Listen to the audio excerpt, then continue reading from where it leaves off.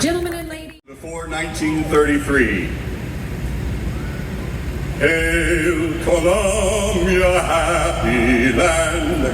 Hail ye heroes, heaven-born band, who fought and bled in freedom's cause, who fought and bled in freedom's cause. And when the storm of war was gone, enjoyed the peace your valor won. Let independence be our boast, ever mindful what it cost, ever grateful for the prize. Let its altar reach the skies. Firm, united, let us be, rallying round our liberty, as a band of brothers joined. Peace and safety we shall find. Immortal patriots, rise once more. Defend your rights, defend your shore. Let no rude foe with impious hand, let no rude foe with impious hand invade the shrine where sacred lies of toil and blood, the well-earned prize, while offering peace sincere and just. In heaven we face a manly trust that truth and justice shall prevail, and every scheme of bondage fail. Firm, united, let us be, rallying round our liberty, as a band of brothers joined. Peace and safety we shall find. Thank you. Great job, Brandon. Now for something a little more familiar, you might know. My Country 'Tis of Thee. My country 'tis of thee, sweet land of liberty, of thee I sing. Land where my fathers died, land of the Pilgrim's bride, from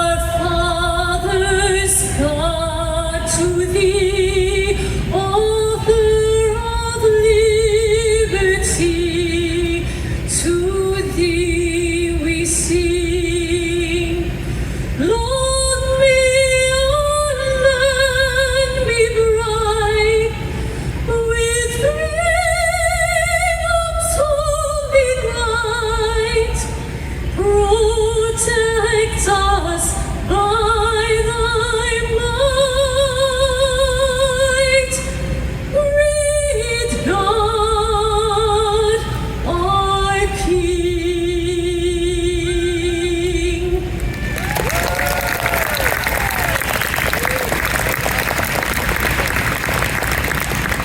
This next song is a sing-along, so as soon as you recognize it, please sing along. We're going to do it through twice, so the second time you can really sing along. While the storm clouds gather far across the sea, let us swear allegiance to a land that's free. Let us all be grateful for a land so fair, as we raise our voices in a solemn prayer. God bless America, land that I love. Stand beside her and guide her through the night with a light from above. From the mountains to the prairies to the oceans white with foam. God bless America, my home, sweet home. God bless America, my home, sweet home. God bless America, land that I love. Stand beside her and guide her through the night with a light from above. From the mountains to the prairies to the oceans white with foam. God bless America, my home, sweet home. God bless America, my home, sweet home.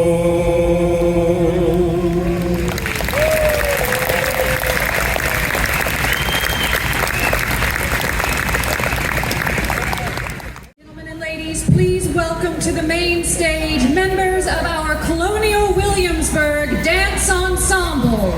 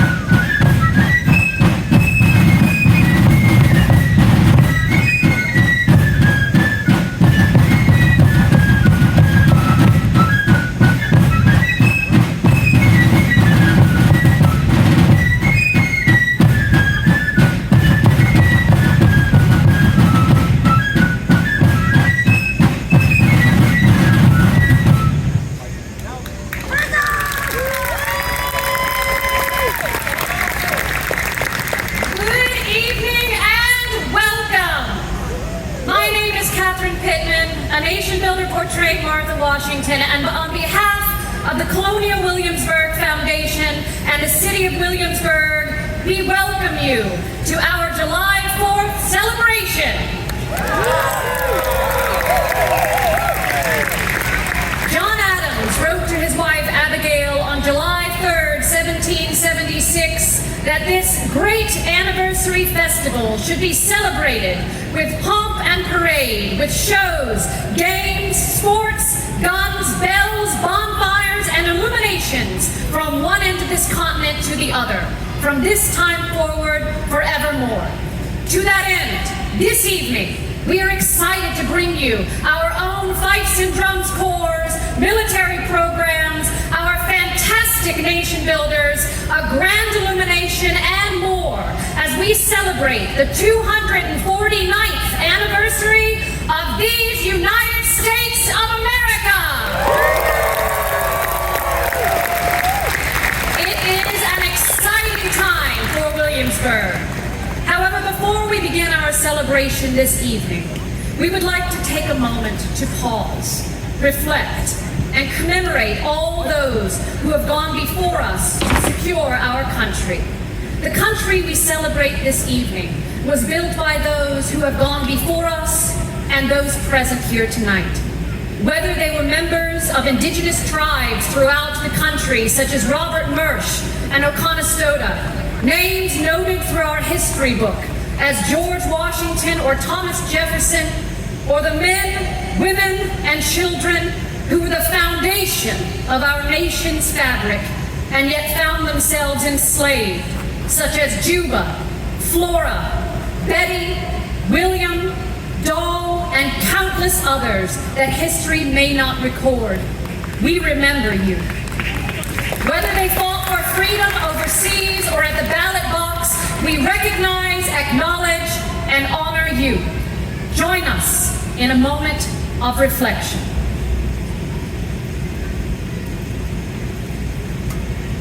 Molly Oliver.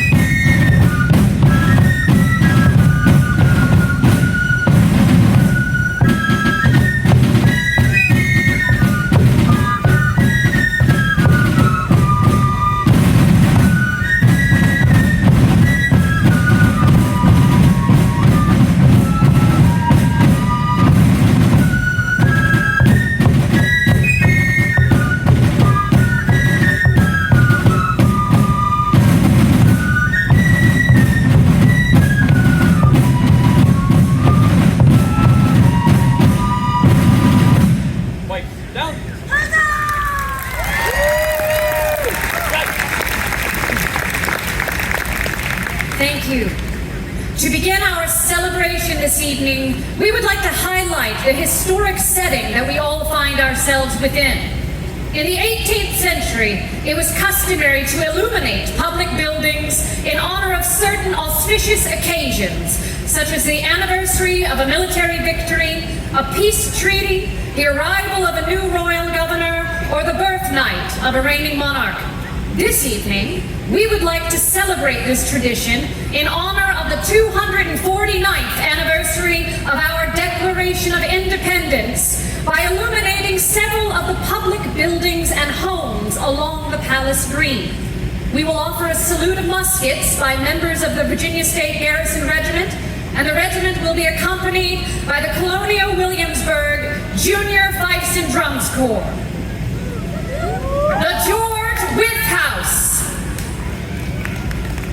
George Wythe, one of the most influential Americans of his era, lived in this house on the west side of Palace Street, just there. In 1775, Wythe married Elizabeth Tolliver, daughter of Colonel Richard Tolliver, who is believed to have designed the house. Tolliver gave the use of the house to his daughter as a wedding present. The public career of George Wythe spanned a decisive half-century in American life.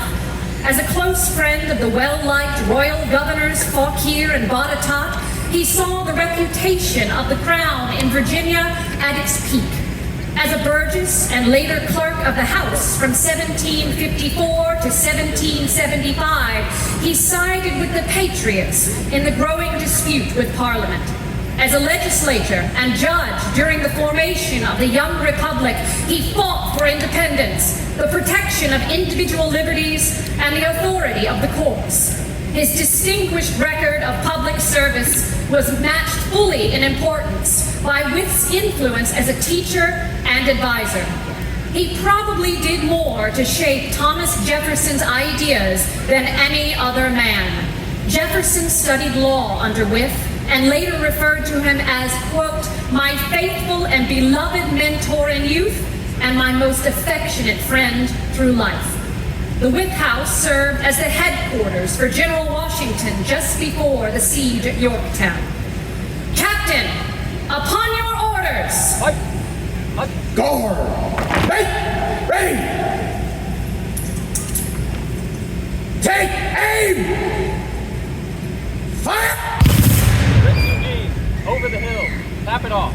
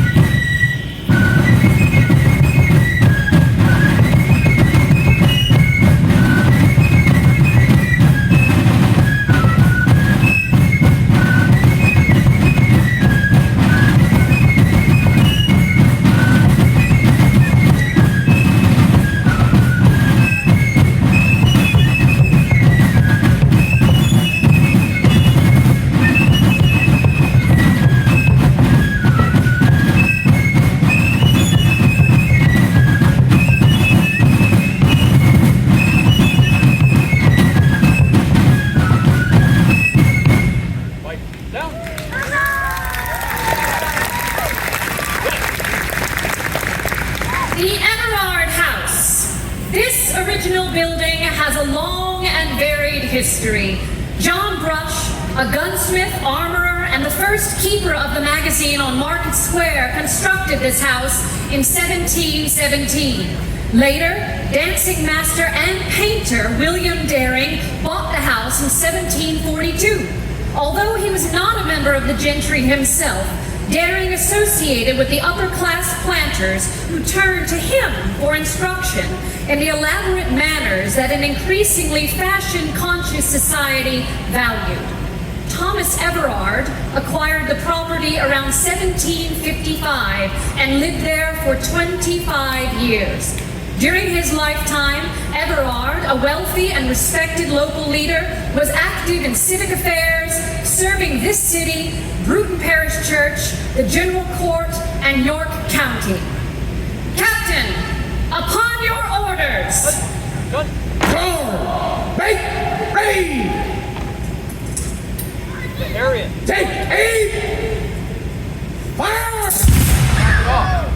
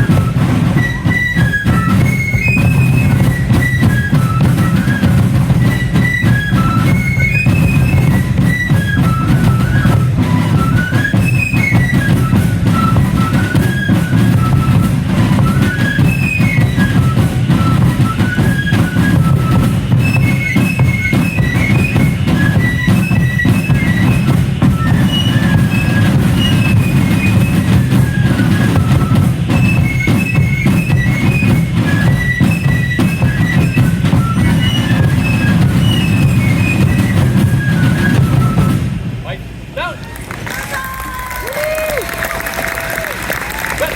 The Governor's Palace.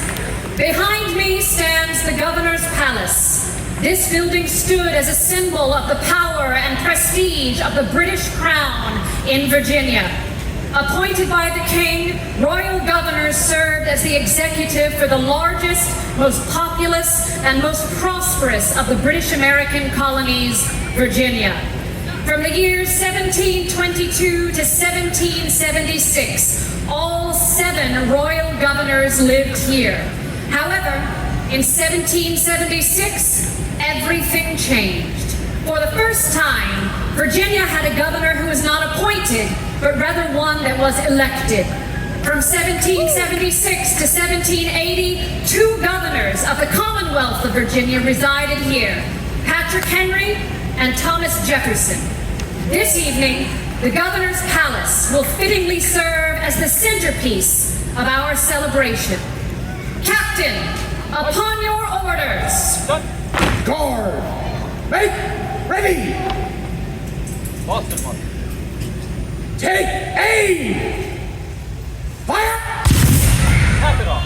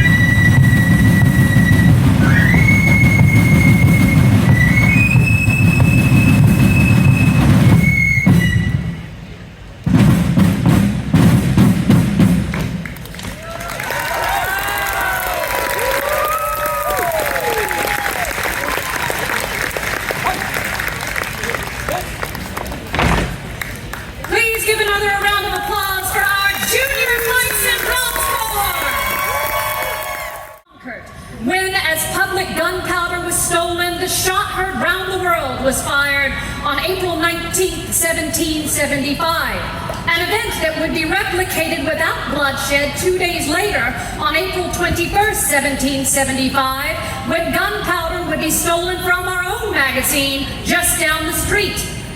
Whether with voice, pen, or sword, one thing was certain: Virginia and Williamsburg led the way.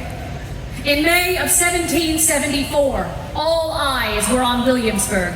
The Boston Port Bill had been enacted, Massachusetts was placed under martial law, and those in that place were looking to Virginia to lead the other colonies' response.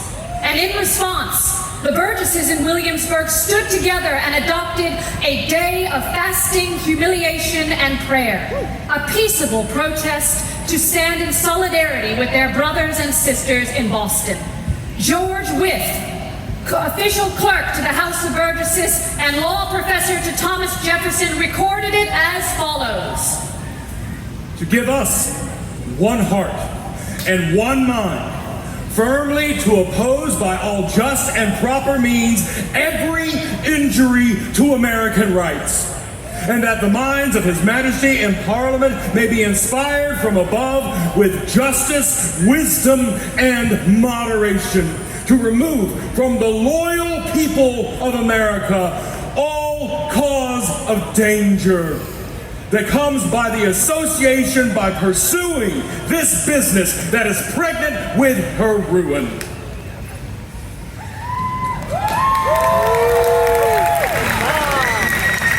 Then Colonel George Washington gave us an account of that memorable day, saying, our assembly was dissolved on the 26th for entering into a resolve which the governor thought reflected too much on His Majesty and the British Parliament to be passed over unnoticed. This dissolution was as sudden as it was unexpected.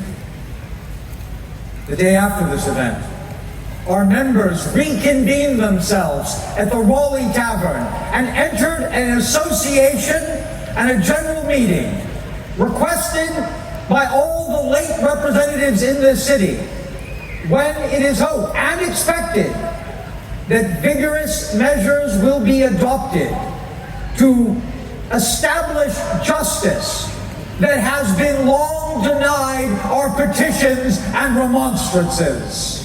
It was at that meeting at the Raleigh Tavern, just down the street, that a Congress was agreed to where all colonies would meet and speak as equals. While our national dialogue was beginning in Philadelphia, Virginia continued to move forward. In March of 1775, at the Second Virginia Convention held up the road in Richmond, Patrick Henry thundered his place into history by giving a speech that would rouse the hearts of every American to come. Speaking to the current state of Virginia, he implored those present to adopt a posture of defense. Gentlemen may cry peace, peace, but there is no peace. The war has actually begun. The next gale that sweeps from the north will bring to our ears the clash of resounding arms. Our brethren are already in the field. Why stand we here idle? What is it the gentlemen wish? What would they have? Is life so dear, or peace so sweet, as to be purchased at the price of chains and slavery? Forbid it, Almighty God. I know not what course others may take, but as for me, give me liberty, or give me death.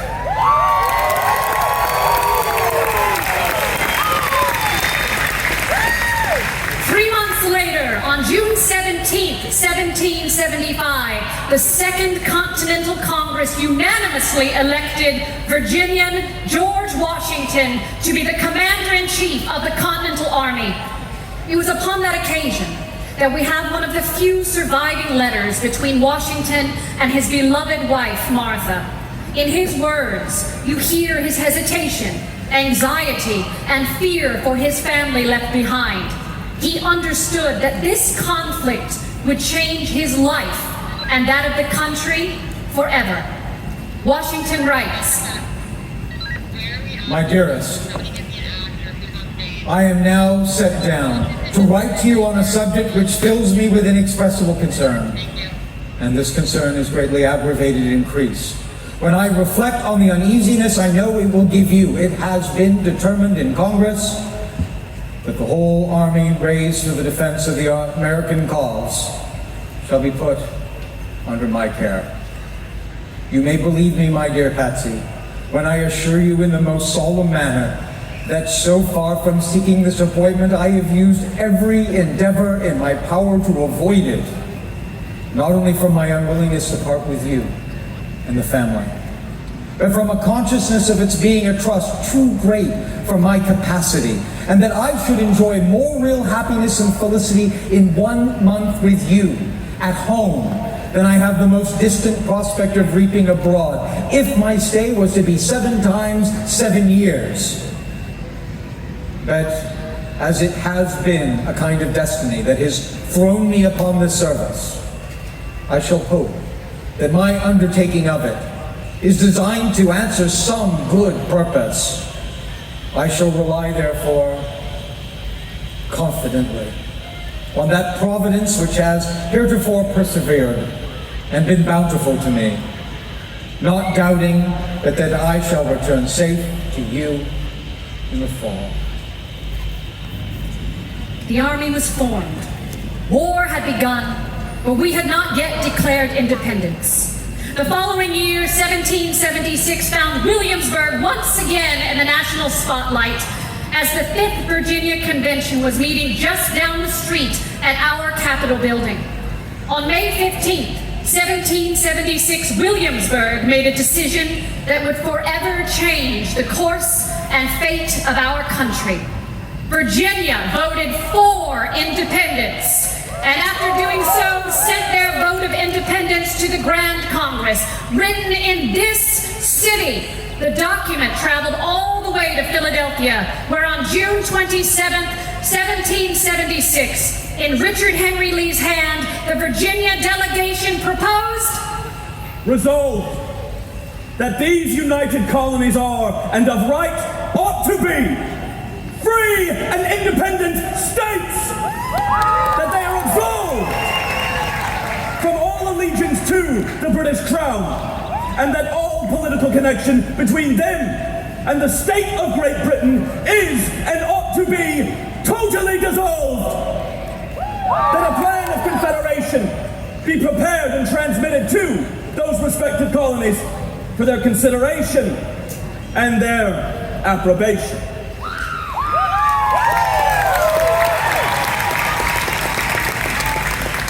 At the same 5th Virginia Convention, the question of rights became central to their discussion. They chose George Mason to author a Declaration of Rights. This work, completed here in Williamsburg, would be used as a model by 11 other states when they created their own systems of government. While these rights were deferred and denied to so many in the 18th century, Mason's Declaration set forth the basic ideals that every Virginian and American should have. Over the century, these rights have been central to our continued debates and even protests about what it is to be an American. In this document, George Mason writes, that all men are born equally free and independent and have certain inherent natural rights that they cannot deprive or divest from their posterity, namely the enjoyment of life and liberty, with the means of acquiring and possessing property, pursuing and obtaining happiness and safety. That all power is vested in and consequently derived from the people. That magistrates are their trustees and servants, and at all times amenable to them. And that government is and ought to be instituted for the general good and security of the people, nation, and community. And that whenever any government is found to be contrary or inadequate to those purposes, a majority of the community has the indubitable, inalienable, and indefeasible right to reform, alter, or abolish it.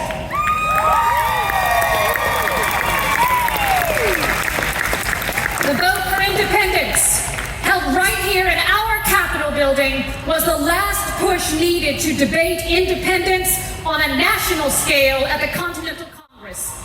Those words, penned in Williamsburg, were the spark that lit the fuse for the 13 to become one. Which brings us to July of 1776. The Continental Congress needed to create a document declaring this bold news to the world. Yet again, Virginia led the charge. A man known to this city was chosen, a Virginian that learned about the ideals of freedom and liberty right here in Williamsburg. To read that now infamous document, it is my honor to present to you Thomas Jefferson.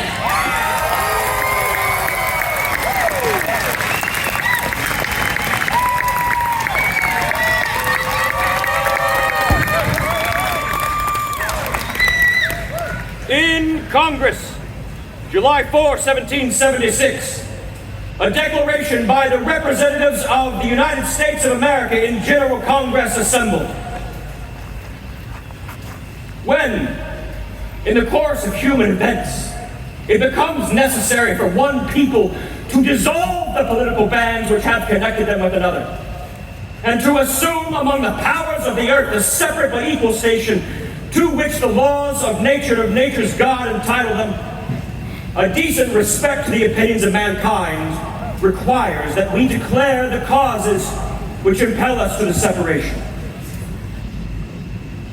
We hold these truths to be self-evident, that all men are created equal.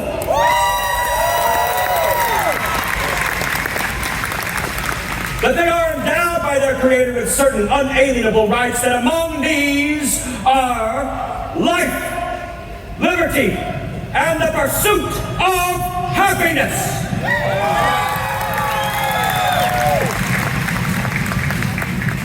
That to secure these rights, governments are instituted among men, deriving their just powers from the consent of the governed. That whenever any form of government becomes destructive of these ends, it is the right of the people to alter or abolish it and to institute new government. Laying its foundations on such principles and organizing its powers in such form as to them shall seem most likely to affect their safety and happiness. And prudence indeed will dictate that governments long established should not be changed for light and transient causes. And accordingly, all experience hath shown that mankind are more disposed to suffer while evils are sufferable, than to right themselves by abolishing the forms to which they are accustomed.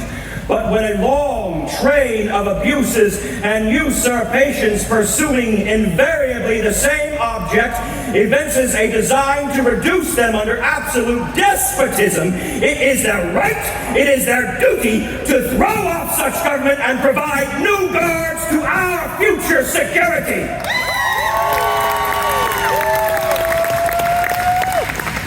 Such has been the patient sufferance of these colonies, and such is now the necessity which constrains them to alter our former systems of government. In the history of the present King of Great Britain, it is a history of repeated injuries and usurpations, all having in direct object the establishment of an absolute tyranny over these states. To prove this, let facts be submitted to a candid world. He has refused his assent to laws, the most wholesome and necessary for the public good.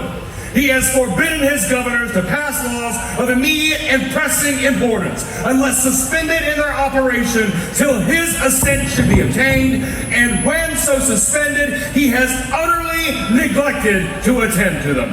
He has refused to pass other laws for the accommodation of large districts of people, unless those people would relinquish their right of representation in the legislature, a right inestimable to them and formidable to tyrants only. He has called together legislative bodies at places unusual, uncomfortable, and distant from the depository of their public records, for the sole purpose of fatiguing them into compliance with his measures. He has dissolved representative houses repeatedly for opposing with manly firmness his invasions on the rights of the people. He has refused for a long time after such dissolutions to cause other others to be elected, whereby the legislative powers, incapable of annihilations, have returned to the people at large for their exercise, the state remaining in the meantime exposed to all dangers of invasion from without and convulsions from within.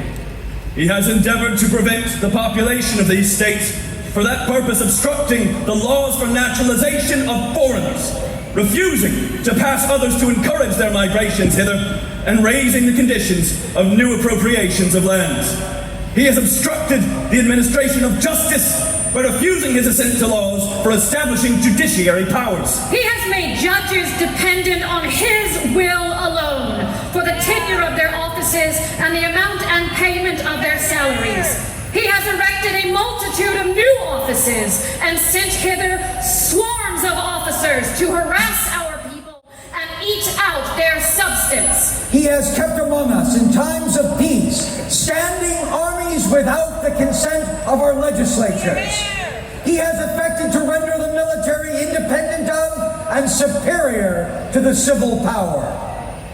He has combined with others to subject us to a jurisdiction foreign to our Constitution and unacknowledged by our laws, giving his assent to their acts of pretended legislation, for quartering large bodies of troops amongst us, for protecting them by a mock trial from punishments from any murders which they should commit on the inhabitants of these states, for cutting off our trade with all parts of the world, for imposing taxes on us without our consent, for depriving us in many cases of the benefits of trial by jury, for transporting us beyond seas to be tried for pretended offenses, for abolishing the free system of English laws in a neighboring province, establishing therein an arbitrary government, and enlarging its boundaries as to render it at once an example and fit instrument for the introducing of the same absolute rule into these colonies. For taking away our charters, abolishing our most valuable laws, and altering fundamentally the forms of our governments. for suspending our own legislatures and declaring themselves invested with the power to legislate for us in all cases whatsoever. He has abdicated government here by declaring us out of his protection and waging war against us. He has plundered our seas, ravaged our coasts, burnt our towns, and destroyed the lives of our people. He is, at this time, transporting large armies of foreign mercenaries to complete the works of death, desolation, and tyranny, already begun with circumstances of cruelty and perfidy, scarcely paralleled in the most barbarous of ages, and totally unworthy the head of a civilized nation. He has constrained their fellow citizens taken captive upon the high seas to bear arms against their country, to become the executioners of their friends and brethren, or to fall themselves by their hands. He has excited domestic insurrections amongst us and has endeavored to bring on the inhabitants of our frontier the merciless Indian savages, whose known rule of warfare is an undistinguished destruction of all ages, sexes, and conditions.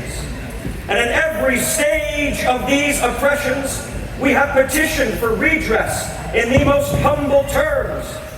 Our repeated petitions have been answered only by repeated injury. A prince whose character is thus marked with every act which may define a tyrant is unfit to be the ruler of a free people. Nor have we been wanting in attention to our British brethren. We have warned them from time to time of an attempt by their legislature to exercise an unwarrantable jurisdiction over us. We have reminded them of the circumstances of our emigration and settlement here. We have appealed to their native justice and magnanimity, and we have conjured them by the ties of our common kindred to disavow these usurpations, which would inevitably interrupt our connections and correspondence. They, too, have been deaf to the voice of justice and consanguinity. We must, therefore, acquiesce in the necessity which denounces our separation and hold them as we hold the rest of mankind, enemies in war in peace, friends. We, therefore, the representatives of the United States of America, in General Congress assembled, appealing to the Supreme Judge of the world for the rectitude of our intentions, do in the name and by the authority of the good people of these colonies, solemnly publish and declare that these united colonies are and outright ought to be free and independent states.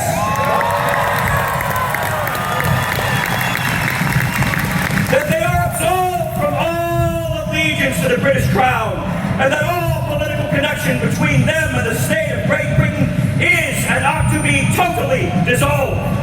And as free and independent states, they have the full power to levy war, conclude peace, contract alliances, establish commerce, and do all other acts and things which independent states may have right to do.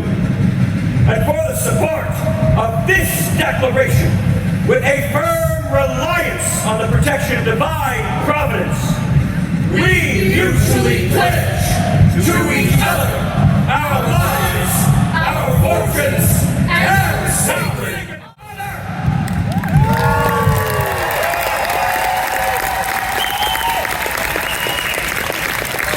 Three cheers for these United States of America. Hip, hip, hurrah! Hip, hip, hurrah! Hip, hip, hurrah!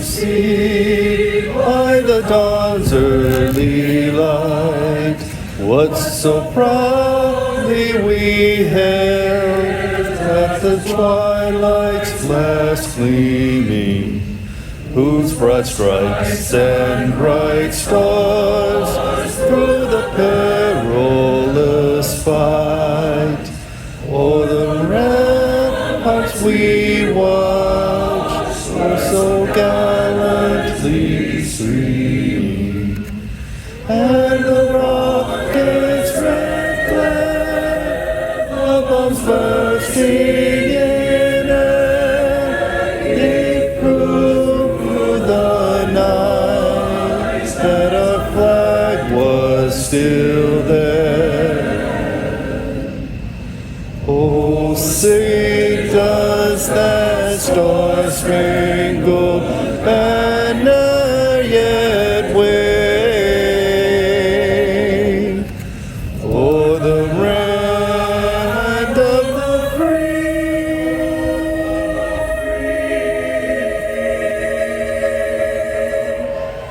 and the home of the brave.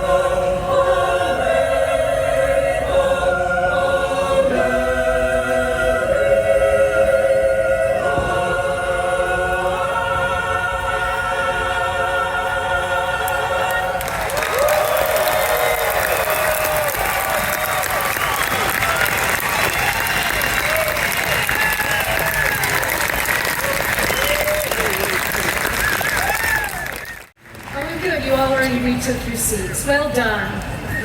Friend, I would like to thank you personally for attending tonight. It has been my honor to host this July 4th celebration with you all.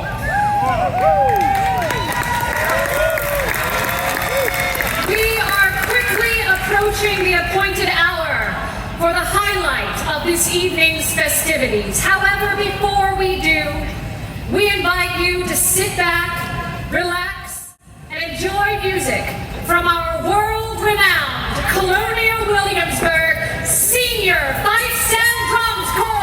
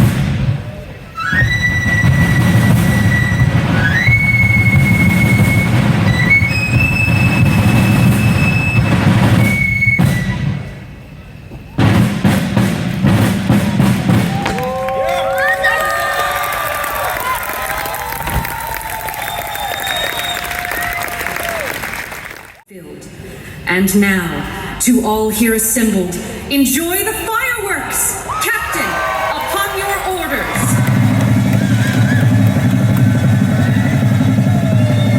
Make ready. Present. Fire!